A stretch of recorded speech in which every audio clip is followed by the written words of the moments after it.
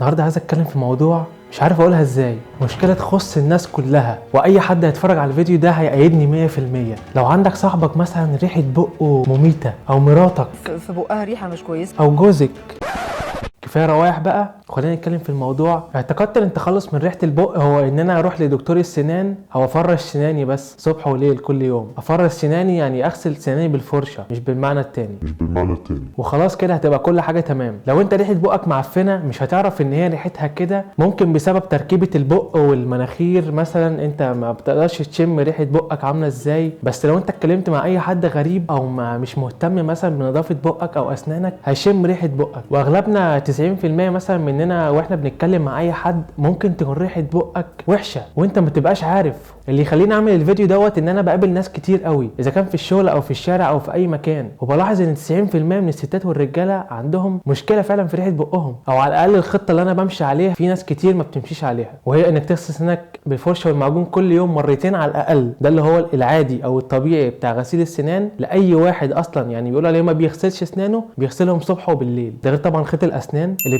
بتنضف بيه ما بين سنانك بعد كل وجبه. ولو عندك بقى غسول للفم، يعني غسول الفم ده اصلا بيعمل انتعاش وريحه فظيعه بجد، احسن من معجون السنان 100 مره، ونتيجته بتفضل في بقك فتره طويله اكتر من معجون السنان بصراحه. وانا عن نفسي بستعمل غسول الفم ده، حاول يبقى على طول في جيبك لبان او على طول في بقك لبان، لان دوت بينقذك من مواقف كتير قوي وانت بتتكلم مع اي حد، ما بتبقاش عارف ايه رد فعله لو شم ريحه بقك مش كويسه. لو انت مش بتحب اللبان او مش بيعجبك منظرك وانت بتاكل اللبان، حاول يبقى في جيبك نعناع. ولو انت ما بتحبش ده ولا ده، حاول يبقى في ايدك على طول ازازه ميه وانت رايح في اي حته، لان بق الميه ما بيخليش لبقك اي ريحه خالص. ولا دكتور مثلا عنده قناه مثلا بيتكلم عن ريحه البق الناس تتخلص منها ازاي، ولا حتى الاهالي بيركزوا على الموضوع دوت بشكل يعني اساسي. لكن في المدرسه ما فيش حد يعلمك تغسل سنانك ازاي، او تغسلها قد ايه او كام مره، مرتين 3 في اليوم، وتعيد الروتين دوت كل يوم وخلاص. ريحه البق من الحاجات الاساسيه اللي بتصعب الاتصال بتاعك ما بينك وما بين اي حد، اذا كان ولد او بنت، او في الشغل، او صحابك في الجامعه، او في البيت. يعني ما تخليش حد يشمئز منك. احيانا بتلاقي نفسك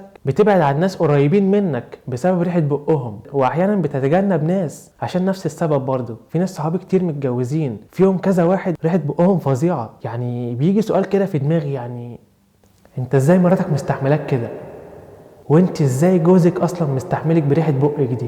ازاي مراتك مستحملاك كده؟ اكيد ناس كتير قوي بتبعد عنك بسبب ريحه بقك او عدم نظافه سنانك. والالعب من كده ان انت تكون بتتكلم مع واحد وريحه بقه طالعه زي القبر في وشك، وانت مش قادر تقول له عشان ما تحرجوش او تجرحه في مشاعره مثلا. انا مش بتريق على حد، بس هو القصه كلها بتيجي من نظافه سنانك كويس، خصوصا بالخيط بتاع الاسنان. بيبقى في ما بين سنانك اكل انت ما بتشوفوش، فانت لما تيجي تتكلم الهواء اللي بيخرج من بقك بيعدي الاول على الاكل اللي ما بين سنانك ويطلع يخش في وش اللي قدامك. لكن تخيل بقى كده لو انت غاسل سنانك، هتبقى بتتكلم مع اللي قدامك كده بثقه ومش قلقان ان حد هيشمئز منك او حاجه. ده غير الحالات طبعا اللي بيبقى عندها التهابات في اللثه او التهابات في الاسنان. انا من الناس اللي سبحان الله لازم لما اجي اتكلم مع حد سايب مسافه ما بيني وما بينه كده عشان ايه اعرف اتكلم براحتي. انما في ناس تحب تتكلم معاك بيبقى لازق في وشك كده، انا سامعك كويس والله ما تقربش ما تقربش.